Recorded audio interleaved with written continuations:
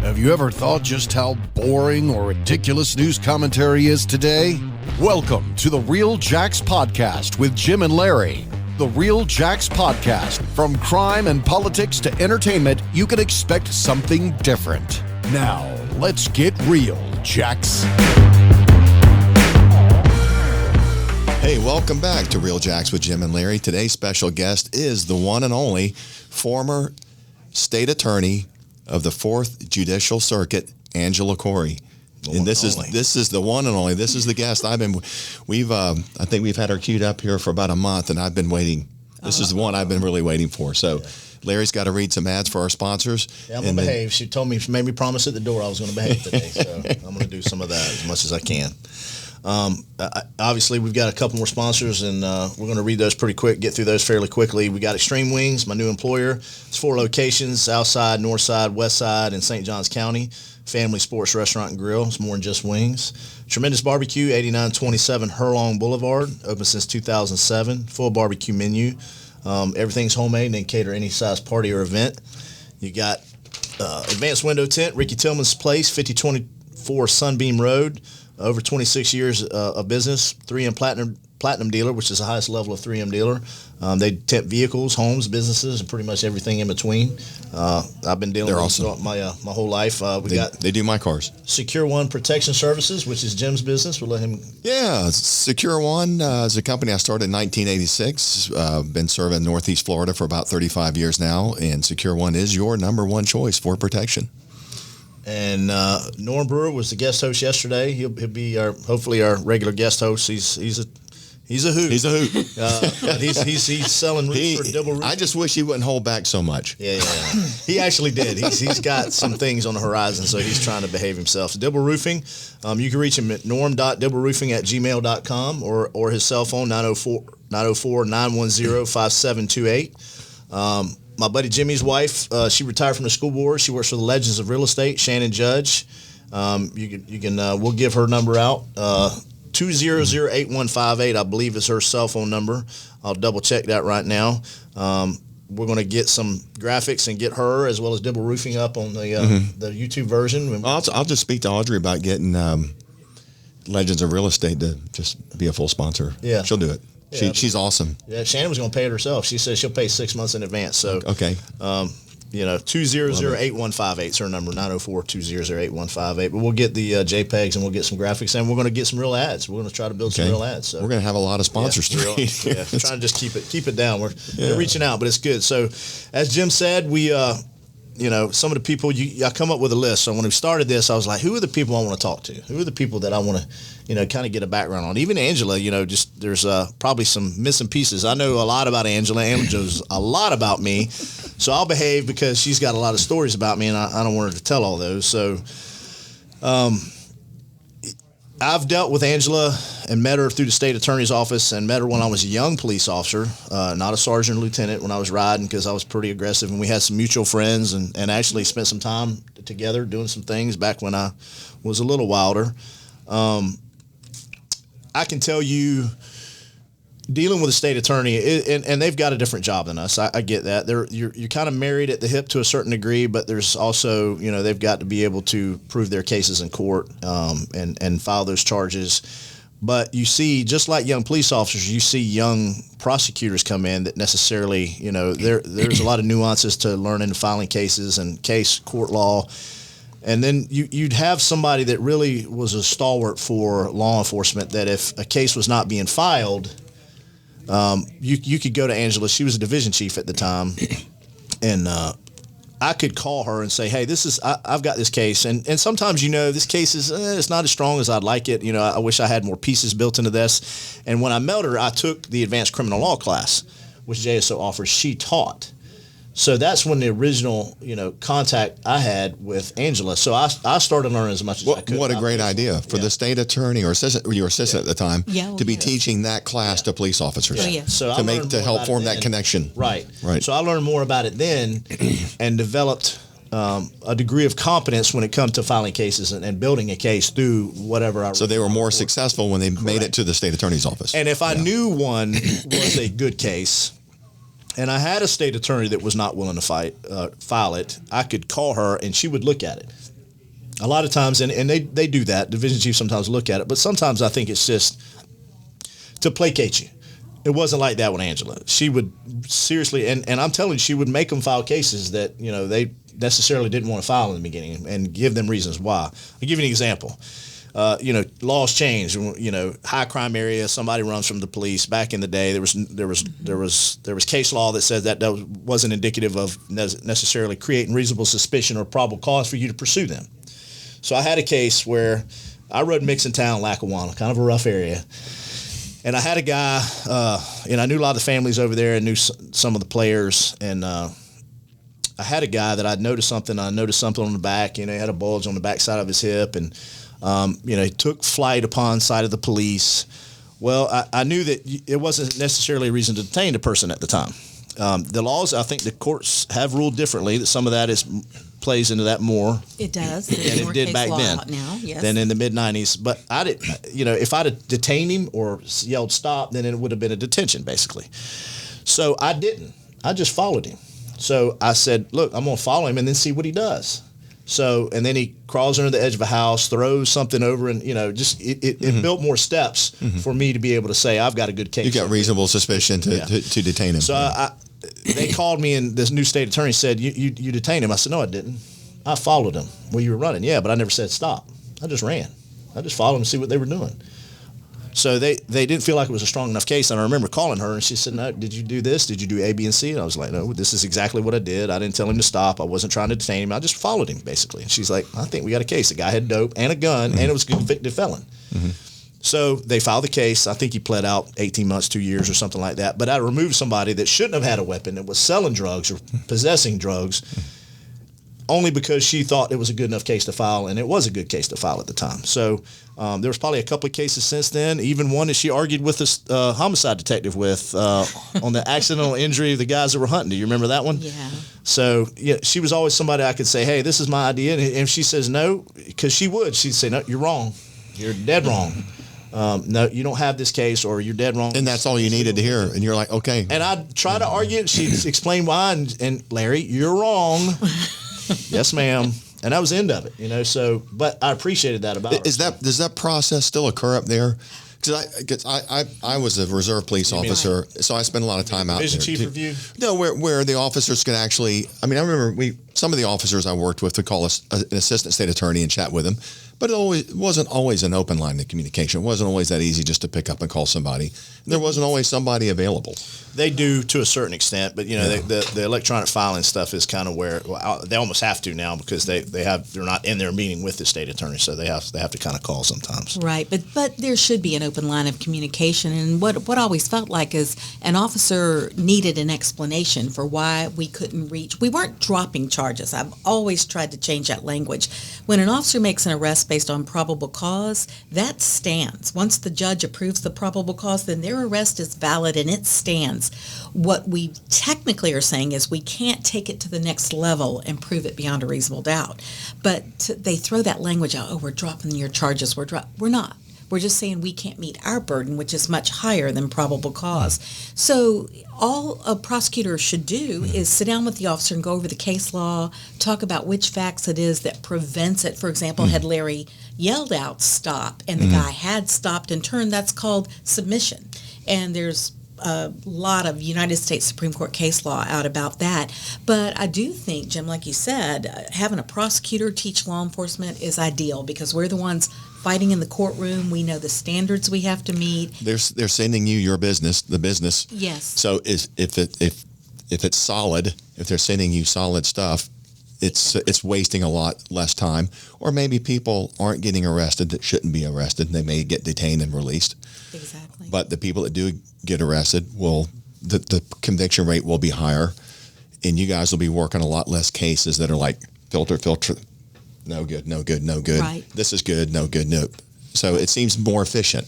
Well, and that's one of the things I've taught, and I still teach law enforcement. That's one of the things I've continued to do since I left the state attorney's office, and it's just a pleasure. They want to learn. They're eager. Contrary to what you're hearing a lot today, there are still a lot of good people who want to become law enforcement officers, especially here. So we're very blessed with that. But they want to learn that law. They want to make better cases, and that's what we tell them. I know your standard's probable cause, but you've got to do everything in your power to make a case that we can prove beyond a reasonable doubt. So that way, it just becomes a better case, just like any product, like a car. Build it better from the core up, and you've got a better product in the long run. And so because this involves human lives, it truly has to be the best case it can be. I agree, and it should be getting better and not worse. Exactly. In being policed with Larry, and Larry did it as a career. So he's out there arresting people, especially in his earlier part of his career as a patrolman, every day probably. But I reviewed cases later. Yeah, it's frustrating too, and you know the story. I put Johnny in jail because he had a gun or he committed usually like a felony, and you go back on shift the next day and you see Johnny walking down the street, and you're like, yeah, how did he get out of jail? Right. So during the Shorstein era, and I'm not picking on the Shorsteins, but it was very relaxed, and a lot of people just didn't get prosecuted. A lot of cases didn't get prosecuted. Then Angela Clory comes along, and the police fell in love with you. No, they were in love with her before that. Before we that, go down the rabbit hole too much, I want to build it because people don't know Angela's background, and I know you've been here. Your family's been around. So were you born here? Parents were born here. Yep. All the grandparents were born in Syria. Then the parents were each born here. One on the north side, and knew a lot of your family from the north side. And Daddy was born right in the heart of downtown Jacksonville. And would walk to the cathedral. That's why we're members at St. John's Cathedral. Wow. He walked there as a boy from Ashley Street. So nice. We grew up on the east side and then moved to the south side. And all of us went to public school here. Me and my 4 siblings, we all went to public school. And then I went on to Florida State for undergraduate and Florida for law school. And then never looked back. Came back to Jacksonville and really enjoyed my law career. Yeah. And you started with the state attorney right away? No, I actually did a year and a half in private practice with a retired judge named Charles Cook Howell. We did insurance defense work, and there was a lot about that was like being a prosecutor. You really had to dig for the truth. And if somebody was really a legitimately injured party, a plaintiff who truly deserved compensation, then it was a blessing to be able to help them get there. But if they were faking it or it was a false claim, then you did the investigation and helped nip it in the bud. So that was a good career for a year and a half. And then I went to work for Ed Austin, the greatest state attorney to ever live. But it's usually the other way around. Don't most people get out of law school and they go to work for like the SAO, and then they go into private. Yes. They become a PD or something. And we public lose defender. A lot of good young prosecutors at the 3 and 4 year mark because they just can't afford to stay in public service. And so that's been one of the sadder parts of our careers is watching really great young kids have to leave. Yeah.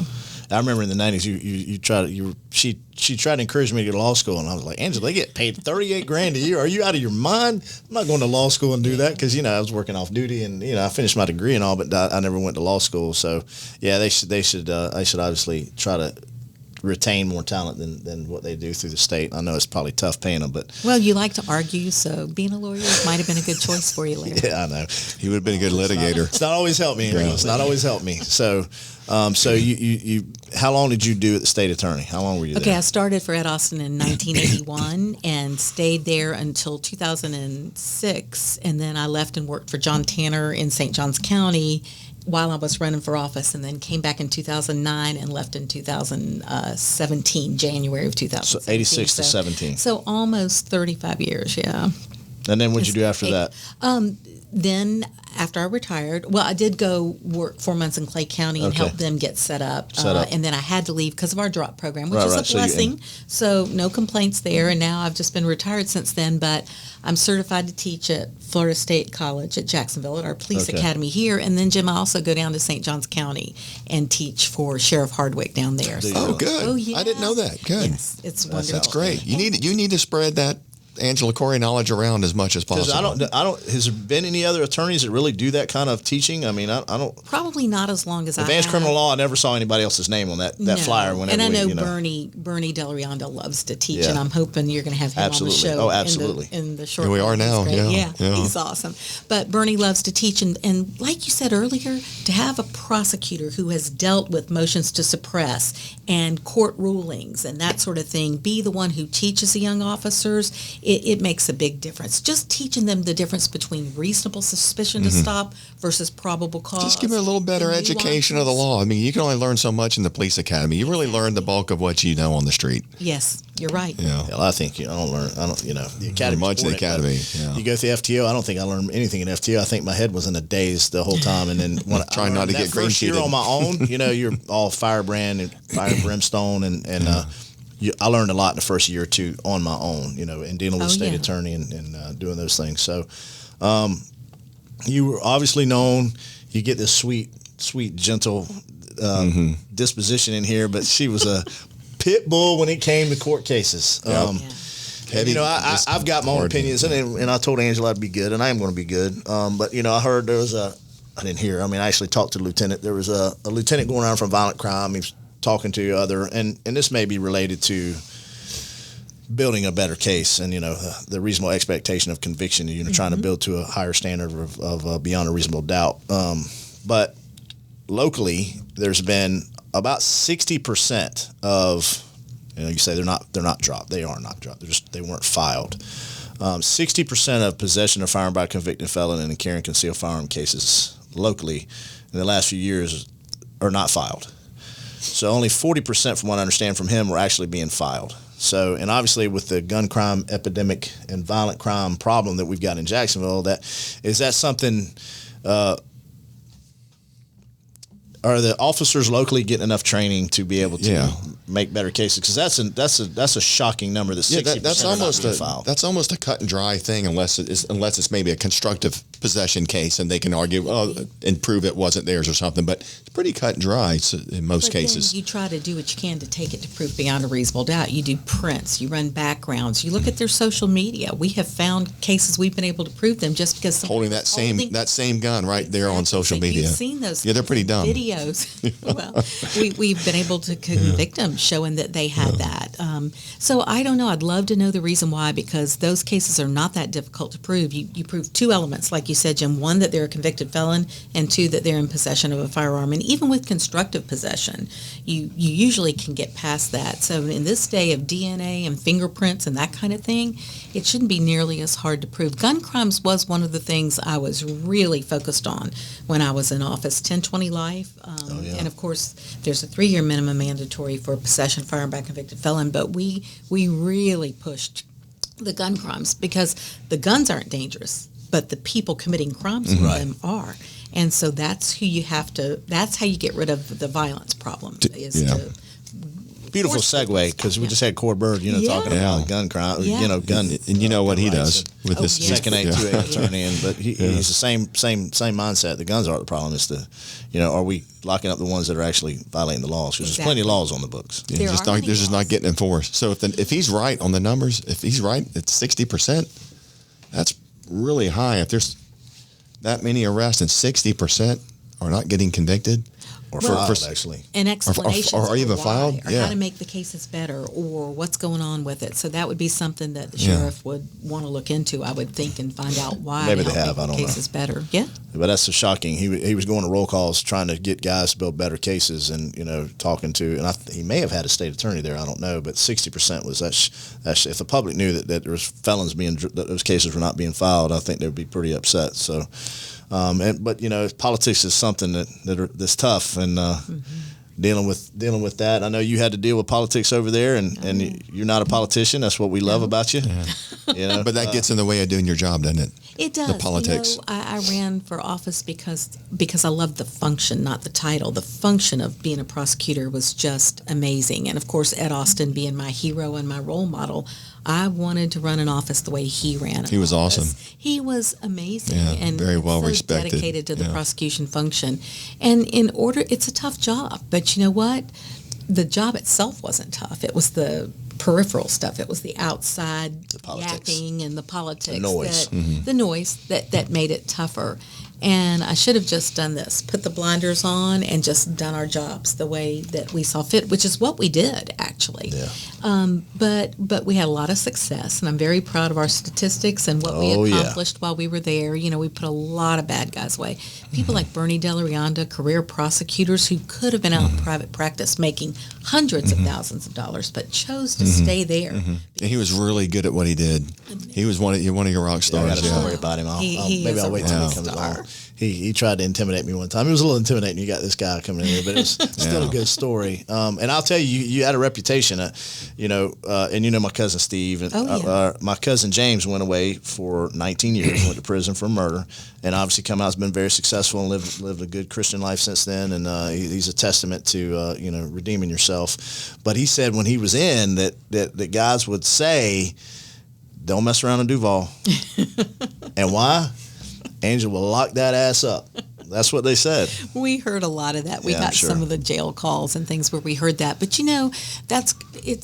it's a good thing if it's a deterrent and if it keeps people from coming here or committing crimes. Yeah. But the best thing is for people to arm themselves with knowledge. And part of the problem has been that people they're making opinions about what law enforcement officers do, making split-second decisions, handling really tough cases, and they don't understand the law. They want to make a decision on the facts, but guess what? There's a whole body of law that governs what a police officer does or why a prosecutor handles a case a certain way. And I used to, one time when I got very upset with the media, I'm sure it's not the only time that it happened, but I said to them, what are you going to do when you're tired of kicking us around? Go follow doctors around and tell them what scalpel to use? Because basically you're trying to tell us how to do our jobs. And just sit back and wait for the process to take its course. You know, and people may not realize this, Jim, but like you said, you saw somebody out the very next day. The checks and balances in the criminal justice system are legendary. You've got a judge seeing a person within 24 hours of the arrest, making sure there's probable cause, setting a bond. And that's important for their rights. It's so important for their constitutional rights. That's my favorite topic that I teach is constitutional law and teaching officers that all citizens have these glass walls of protection around them. They should. And as they should. And I said, even if you see a man that you know has been convicted of 25 felonies, worst criminal on your beat, guess what? Walls of protection from the Constitution. So if you want to get him, you've got to have a legitimate constitutional intrusion to get him, or he's got to do what Larry's guy did, which is he stepped out of his own protection. The minute he hid under the house and threw the drugs and the gun down. Well put. He stepped out of his own protection. He went outside the law. Basically gave himself to Larry. Yeah, he waived his rights. He basically waived his rights at that moment. Yes. Yeah. Exactly. Somewhat. That's exactly what we call it. Yeah. So, there's two sides of the Angela Corey coin. She's so nervous when I start talking. You see the look on her face every time I start. Like, what is he going to say now? What is he going to say now? What's he going to say now? So we knew you were a pit bull prosecutor, and you've made some really good cases. You've handled some tough cases you probably didn't want to have. I'm sure. Yeah. That were handed to you that you just you had to run with. But there's a side that some people know it. There's a side that a lot of people don't see and to kind of get into. But you were you were something different to a lot of the victims' families. Yes. And that's where she would pride herself on her prosecution rate and as tough as she was. But I've seen her emotional with the victims' families of somebody that had been. And it's real. I remember. Yeah, it was real. absolutely very real. And she would. I know those families were big supporters of yours, and they appreciate it outside of the media noise. But let's talk about you really gained some connection, probably more than you should have sometimes. To try to separate yourself because emotionally that's draining. But you really connected yourself to a lot of the families of victims. How did that just came around organically or just a natural compassion for people who have been victimized, I think, and that carries on to this day in just regular everyday life is you have to look out for the vulnerable, and our victims, a lot of them were vulnerable. That extended to victims who sometimes were drug dealers who got shot and shouldn't have been shot, or people who had a past, criminal record. Guess what? They were still victims. Right. And what I used to try to explain to people is we're not their lawyer. Prosecutors are not lawyers for the victims, but we speak for them in court in the same way we take a police officer's case into the courtroom and speak for the entire body of evidence. We speak for those victims. So you're the victim advocate. I mean, the number one's victims advocate Jim, when we started, in a crime. There weren't victim advocates back when I started, so it was just us. We didn't have paralegals. Y'all were really victim advocates. The laws have changed tremendously in favor of victims, and now the most recent change, of course, was Marcy's Law, and which is I saw where the sheriff, I think, implemented a policy of not naming victims unless they consent to it. So, these laws have just gotten more and more strength over the years to protect victims, and that's been a great thing to see. With the criminal justice system. I just don't want to see our good laws that go after violent or repeat offenders watered down. That's what concerns me. First-time offenders, we always diverted those people. Yeah, give them a break. Especially the young ones, the teenagers. Always. Or any first-time offender. Ed was the pioneer of what people make mistakes. People make mistakes. Sometimes crimes are mistakes that people make. And those people never saw a courtroom. We diverted them. We gave them community service hours. We'd make them do, an apology letter to the victim. It's all about intent. Sometimes it's a judgment issue. Yeah, exactly. It's intent. And officers make mistakes. Sometimes they arrest and probably shouldn't have. So there's a little more investigation should be done. Or officers sometimes, if they knew that somebody, needed a break, they could bring the case to us and we could put them in diversion without arresting them. We called it at-large diversion, and officers knew about that as a tool for the criminal justice system. A lot more diversion programs now. It's been going on forever. We had a multitude. But the media doesn't talk about that. They don't realize that they're really people out there trying to not put everybody in jail. Exactly. They're trying to give people breaks, no matter how conservative you are or how hard you are on crime.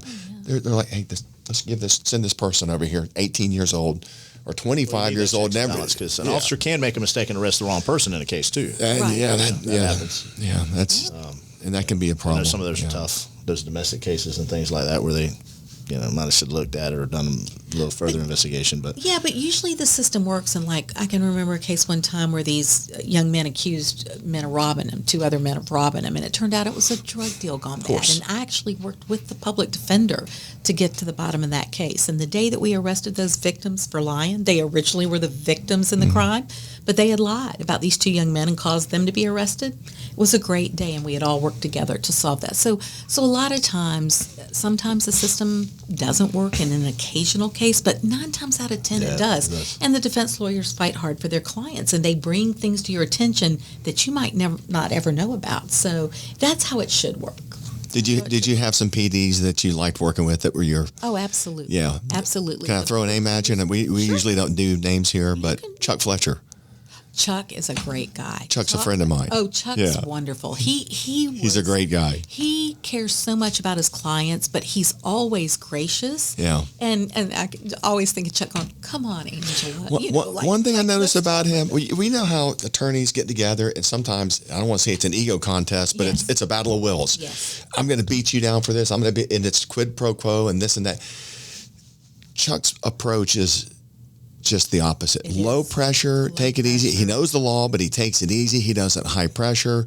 He just lets it kind of follow, and things just. Yes, great guy. Yeah, he's got a very good approach. So he's got good friends. He's a good. Give him my regards. He does a great job for his clients.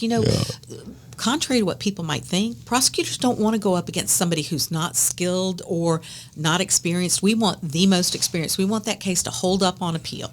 And so the more experienced the lawyer, the more they are. It holds up on appeal. It's pretty rock solid. Yeah. And then all our work has not been in vain. So.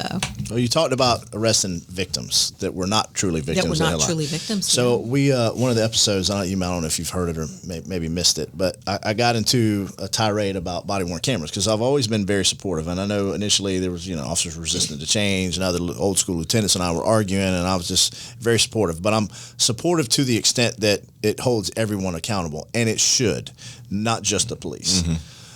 So you get these cases where they're informal investigation. They'll send them out to the lieutenants instead of the serious allegation that Internal Affairs would handle.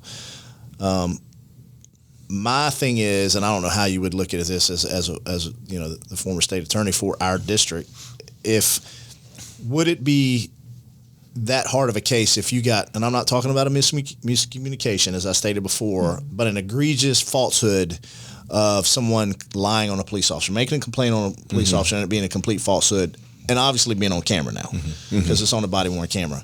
Filing a false police report or Absolutely. needs to be harsher penalties for it. They need Harsher the state attorney's office needs to start convicting. Well, I think if they file a charging and complaint, convicting some of these people, they should be right. filing an affidavit, a legal affidavit that they sign it, and, Right. and They're therefore committing there be perjury, yeah. perjury. Right. Correct. I think that, Which is a felony. An Yeah. officer could swear him in, I think, and have him testify to the facts. Ma'am, do you swear these are the facts? And because you all, I think, can do that.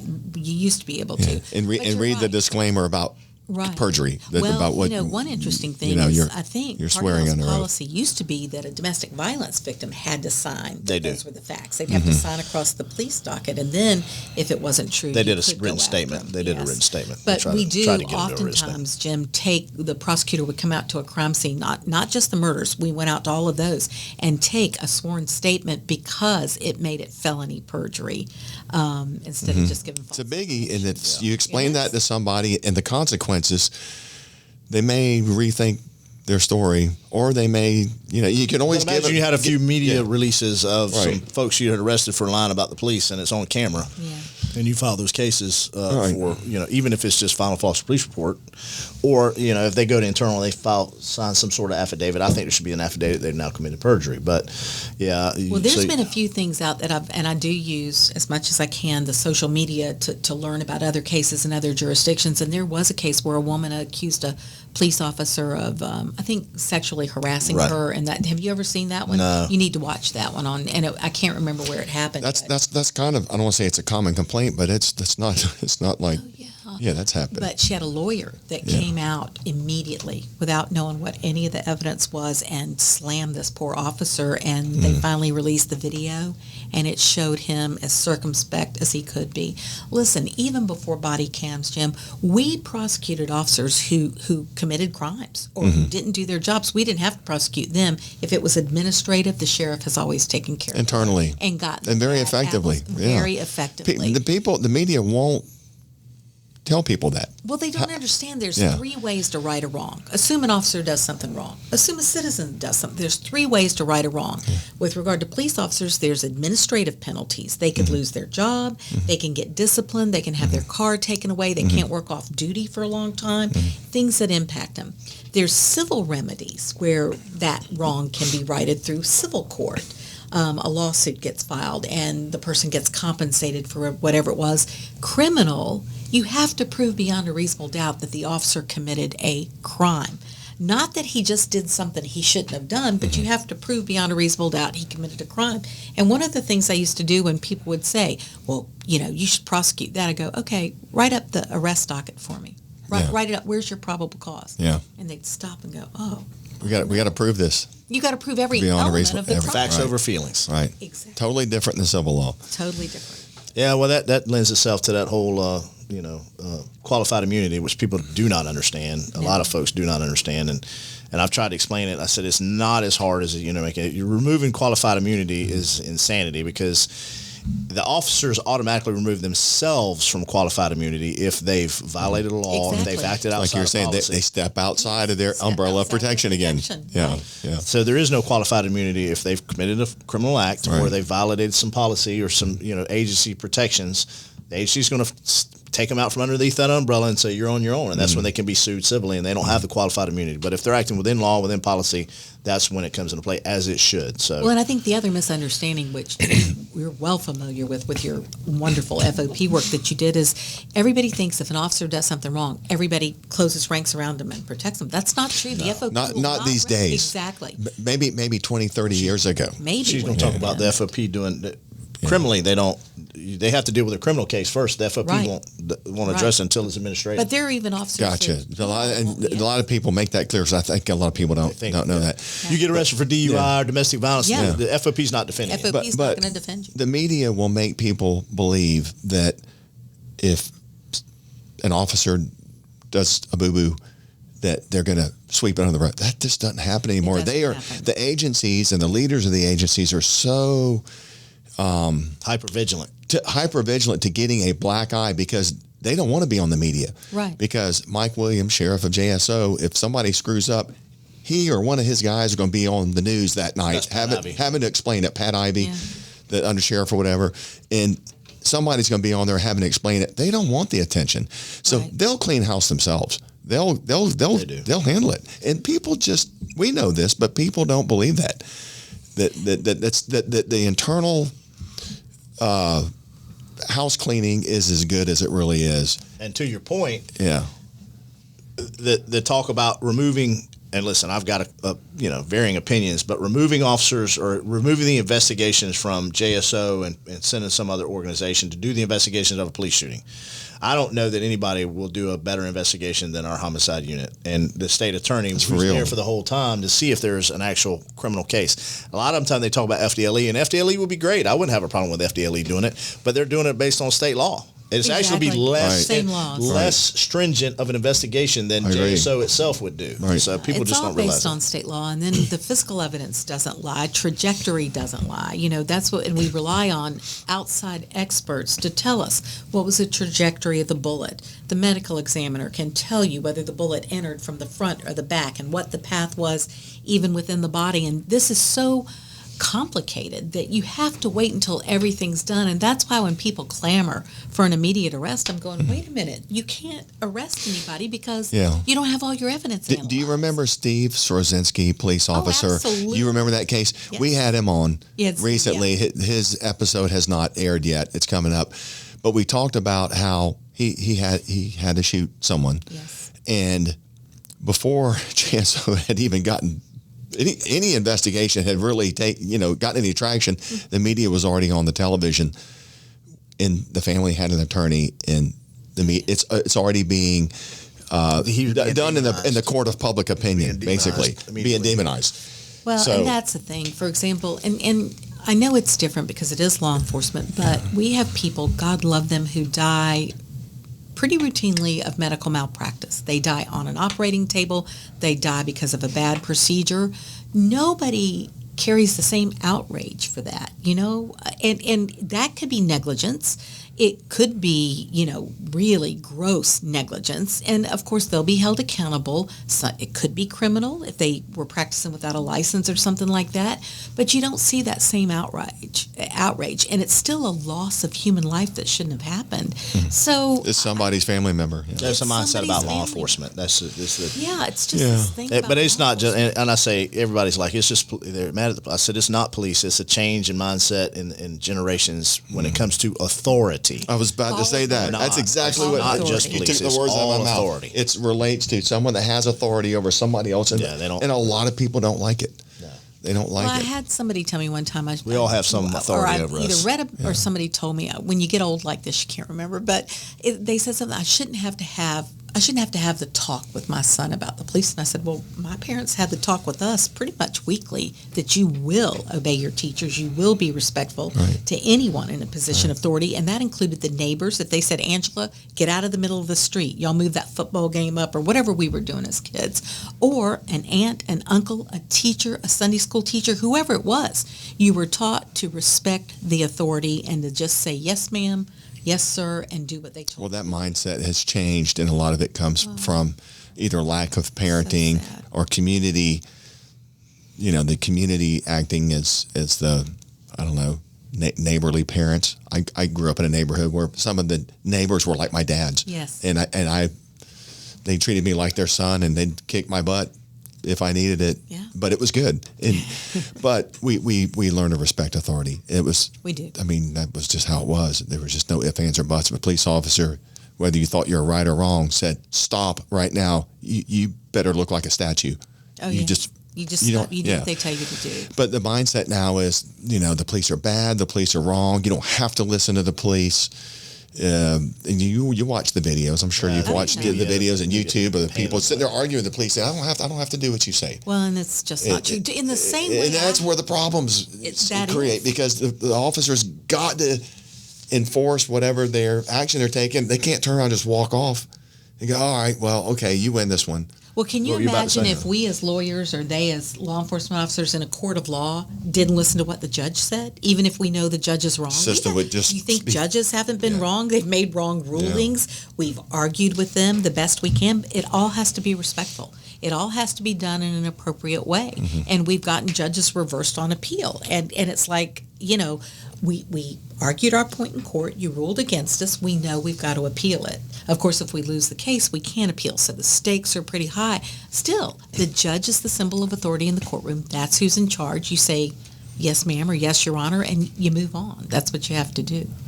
Oh, That's the system. That's a generational thing that has to be changed in homes and schools and Right. I don't know what it's going to take. That's a whole other show, 2 or 3 shows maybe. Yeah, or the entire series. So you're still doing teaching. About how often are you teaching now? Not that often. I mainly angel sit now. I call it angel what's that sitting. mean? The kids help with the new babies in the family. I help my sister-in-law. Oh, it's wonderful. like I can it? sing you any Coco Melon song or any, baby what you're bum song. Talking about right now. I know, it's a whole And you're proud of it. Yeah. It's a lot simpler, isn't it? Up here, love it. it's stress-free, isn't it? Oh, I've watched the Disney Channel more than I have in my entire life. well, By yourself, right? It's a chance to instill in these children the values that my parents taught us. And so I know this is what my father, who passed away last year, and I miss him so much every single day, but he and mother would want us to pay it forward to these kids the way they sacrifice for us. Right. So I spend a lot of my days with these babies, and it's fabulous. I went down to Tampa. My son moved down there to be closer to his daughter, which, today in his generation says a lot. He left everything here. He doesn't really know. I mean, he found a good job, and he's going to finish his 4th year of his apprenticeship and get his master's and journeyman's license and all. But he's like, he gets his daughter now during the summer a certain number of weeks. So his mom went down there, and I was basically the relief pitcher. So I went down there and relieved her. And dear God, how exhausting can a 5-year-old be? Oh my God. Very. I'm telling you, she woke me up early. I don't get up early anyway. So she woke me up early, and it was go all day. Grandpa. I'm like, man. There's a rumor on the street that you're playing with Barbies, I heard. So. I was playing with Barbies. I took a picture and posted it. Wait till she puts nail polish and makeup on that's you, not gonna Larry. happen. Well, I don't know. That's a good there man. was some nail polish laying around. I'm like, we're not getting to that. But you didn't let him do your toes? Grandpa, let's go play Barbies in my room. And I was like, am I really doing this? And I talked to him. I said, what are you doing right now? He goes, I'm playing with Barbies. I'm like, you're a good man. He is. Yeah. So that was tremendous. So you're just enjoying it. I love it. Well, 35 I love years. my Geez, life. that's 35 years was a wonderful career. And I wasn't ready to stop yet. But you know what? It was all in God's time, and I know there was a reason for it. Everything happens for a reason. Everything happens for a reason, and I've been so happy just for, just enjoying life. Stuff I didn't get to do before. We joke about my niece and nephew spent a lot of hours, with me going to crime scenes or listening to me on the phone or doing their homework in the homicide office while I was talking to somebody before I could take them home. And I don't know. One of them's in law enforcement now. She's a dispatcher, and I'm so proud of her. But people don't realize how much prosecutors and police officers sacrifice. The holidays that they miss, birthdays, just the magic of the ordinary days are missed sometimes because we're working so hard. We're working 18-hour days, and you guys are working all night long. And people need to respect that. In the same way I respect our JEA guys who leave their families in a storm and leave their homes unattended and go out and fight to get our safety and our electricity back on. Jump on that high voltage and oh my God. And you have to respect people for doing their jobs. And I just want to see a modicum of respect come back for law enforcement. Well, it's almost like I don't want to say authority. I don't want to say people should be required to go ride with the police, but people should, especially the people that aren't necessarily fond of the police. And I'm not saying the people that have ridden in the back seat, just people that just don't really understand what it's like to be a police officer. They should go out and ride. Or go do the show. Not just one night, because some nights are completely dead. Right. So even Friday night, full moons can be dead. But go out a couple of times. I was with a friend last night, and I'll talk to y'all after the show who it was, who was in the gun crimes unit, former SWAT guy, still with JSO. And we were talking about this last night on his front porch about how at one time he had a neighbor who was, I'll just say they just weren't a conservative, didn't have a lot of respect for the police, didn't really understand what the police do, didn't have much respect for his job is what I'm trying to say. They didn't get it. They came out and rode with him when he was a patrolman 2 or 3 times, and they said, I had no idea. Right. I had no idea. This is your job? This is your job because you got to put on body armor and a bulletproof bulletproof vest or whatever, and a gun every day. And I go out and I deal with these people, and I have to get hands-on with some of these people, and it's ugly most of the day. And they were like, I'm sorry, I had no idea.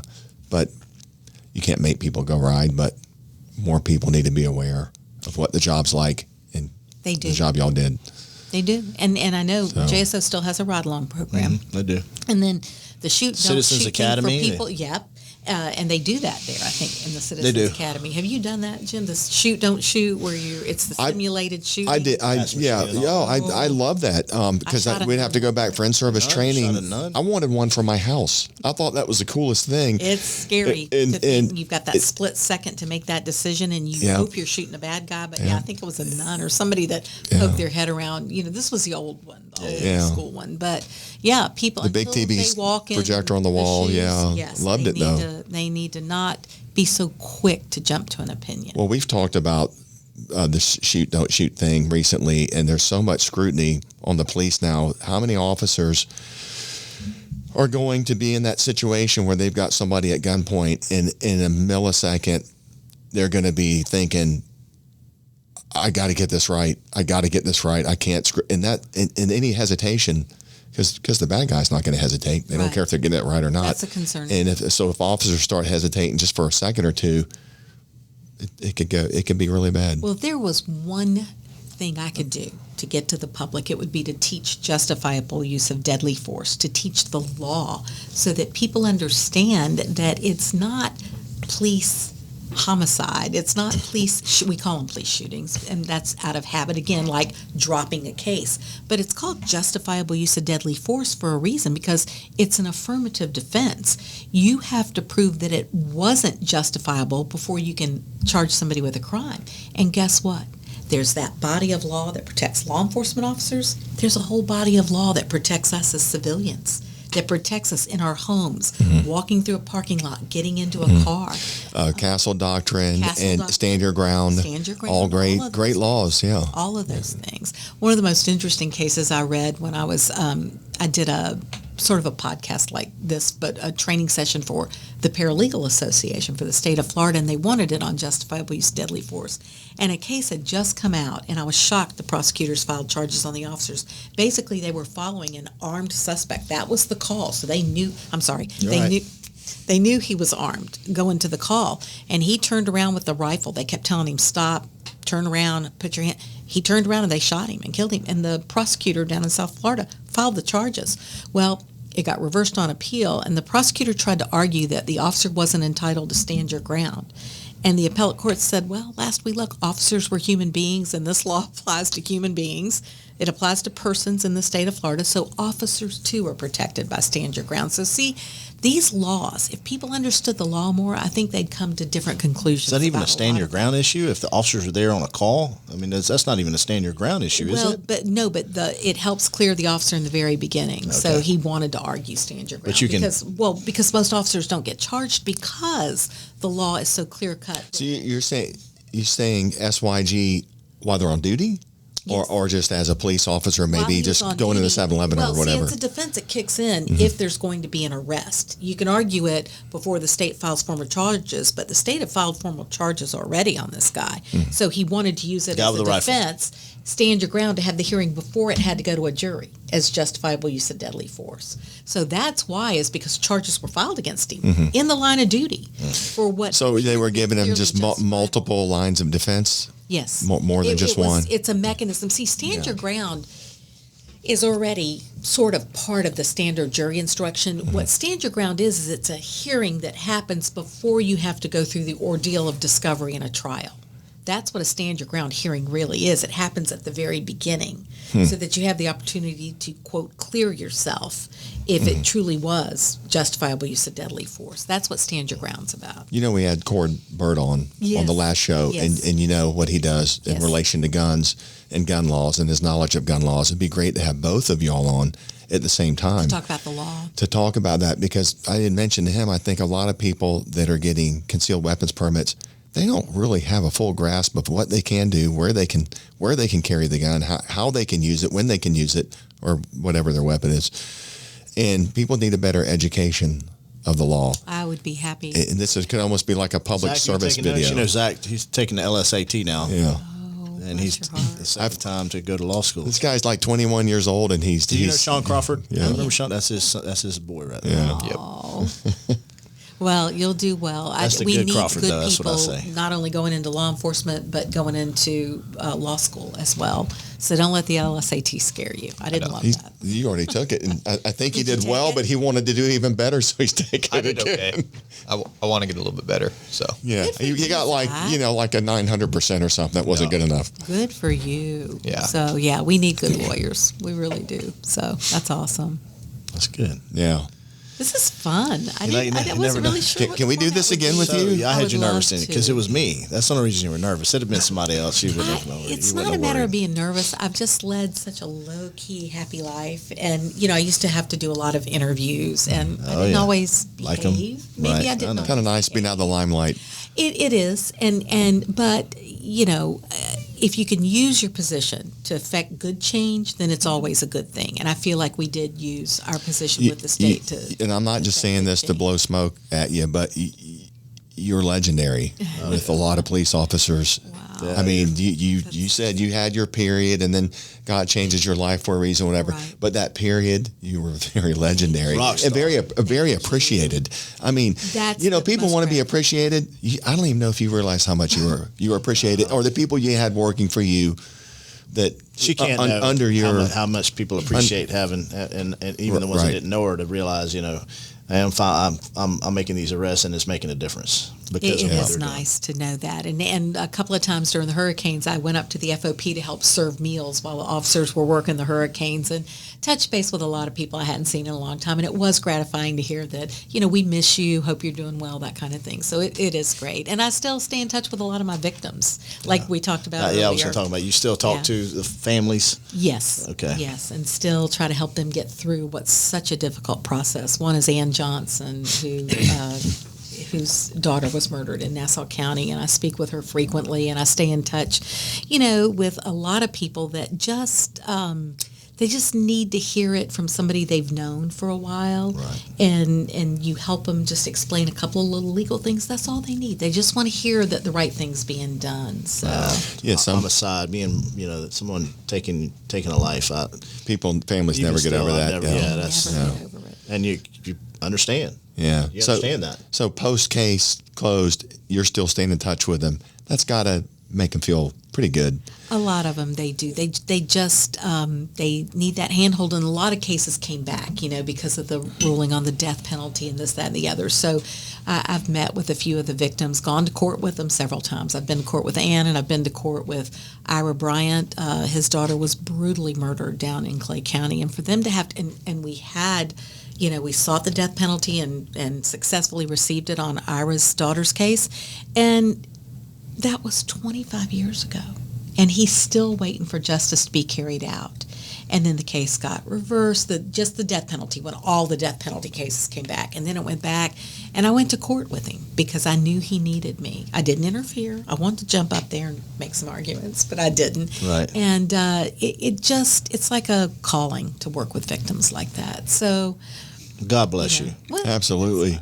And you were There's a fortunate. special place for you. oh, Yeah. For all the things you've done for us and for victims, and Thank you. that means a lot. it was a pleasure to serve. It's good that you found your calling, but I don't think it's over. I mean, you may be taking a little break now and doing some family time and stuff, but the fact that you're teaching and who knows? Yeah, I mean, you got to lend that ability to future generations that are doing this job. who knows what you might be doing 5 or 10 years from now, though. I mean, Singing Five Little Ducks with I don't even still know what you're talking about. Watch the Don't Disney wait. Channel. I think I went through. I don't know how many seasons of Mickey Mouse's Clubhouse thing. Oh, I yeah. I watched a the bunch Hot of that. Diggity Dog song. Yeah, I was trying to do the dance at the end, but I don't know that I was very successful.